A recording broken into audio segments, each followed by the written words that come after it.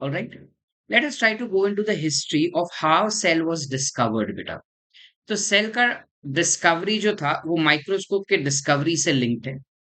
सबसे पहले जब माइक्रोस्कोप डिस्कवर हुआ था तब काफी सारे अलग अलग साइंटिस्ट उसका इस्तेमाल करना चाह रहे थे, जिनमें से हमें जिसके बारे में जानना है दैट इज रॉबर्ट हुक, जिसके बारे में एनसीईआरटी में नहीं दिया, बट जानकारी रखना बेहतर है हमारे लिए। रॉबर्ट हुक ने सेल का डिस्कवरी किया था with the help of a cork cell, यानी कि जो शैंपेन के बॉटल के ऊपर ढक्कन होता है, उस ढक्कन जो बेसिकली प्लांट प्रोडक्ट होता है, उसका उन्होंने थिन स्लाइस करके माइक्रोस्कोप के अंदर देखा था, जहां पे उनको हनी बी के छत्ते जैसा, मधुमक्खी के छत्ते जैसा एक कुछ स्ट्रक्चर दिखा था, कुछ इस प्रकार से। समझ पा रहे हैं हम बेटा? और ये जो स्ट्रक्चर उनको मिला था वो एम्प्टी सेल था, मतलब एम्प्टी स्ट्रक्चर था, जिसको उन्होंने नाम दिया था cellular. He called it to be as cellular. Later on धीरे धीरे करके ये सेल्यूलर जो है वो टर्न आउट हो गया सेल्स में, it got to be called as sales. तो Robert Hooke was ideally first person to discover cell, but then that was dead cell, meaning he actually discovered what? So he discovered cell wall for the first time. But जब बात आता है living cell का, तो Anton van लिवेनवॉक पहला scientist है जिन्होंने living cell को ऑब्जर्व किया था, जो हमको एनसीईआरटी में दिया गया है। ठीक है, वो बेसिकली पॉन्ड में से पानी लाए थे और उस पानी को उन्होंने माइक्रोस्कोप में ऑब्जर्व किया, तब काफी सारे छोटे छोटे बैक्टीरिया या फिर अमीबॉइड स्ट्रक्चर्स मूव होते हुए उनको दिखाई दिए, जिनको उन्होंने नाम दिया था एनिमोक्यूल। He named them as animalcule, which later right now has been called as cells, or we basically now call it as bacteria. Mhm. We right now call them to be as bacteria. Alright बेटा? उसके बाद जब एंटन van लिवेनवॉक ने living organisms को, मतलब living cell को discover किया, तो काफी सारे अलग अलग साइंटिस्ट उसको एक्सप्लोर करने लगे। और एक्सप्लोर करते समय हमें काफी अलग अलग स्ट्रक्चर्स भी सेल्स के अंदर मिले, जिसमें से एक प्रोमिनेंट डिस्कवरी जो इस वक्त हम डिस्कस करने जाने वाले हैं, मतलब इस चैप्टर में जो हम डिस्कस करेंगे, that was in the year 1831, that is nothing but nucleus which was discovered by Robert brown.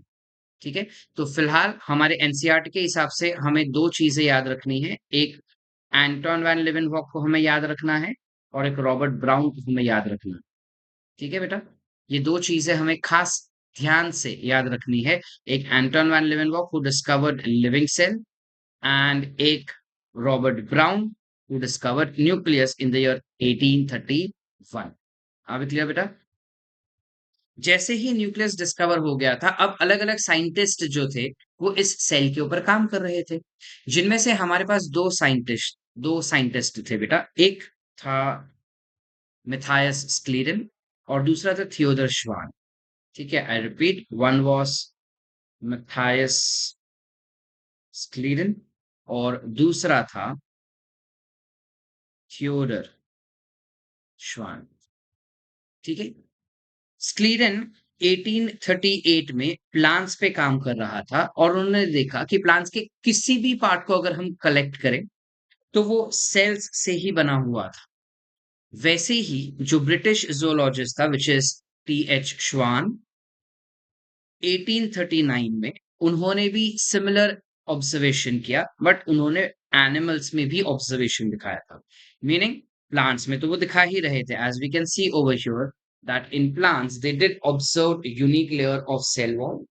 ठीक है, but then along with the cell wall, I'll just थोड़ा ऊपर कर देते हैं। Okay, so along with cell wall जो उन्होंने देखा प्लांट्स के अंदर होता है, उन्होंने ये भी ऑब्जर्व किया कि एनिमल्स का भी सारा बॉडी सेल से बना होता है, लेकिन इनके पास सेल वॉल नहीं होता, बट इनके पास होता है सेल मेम्ब्रेन।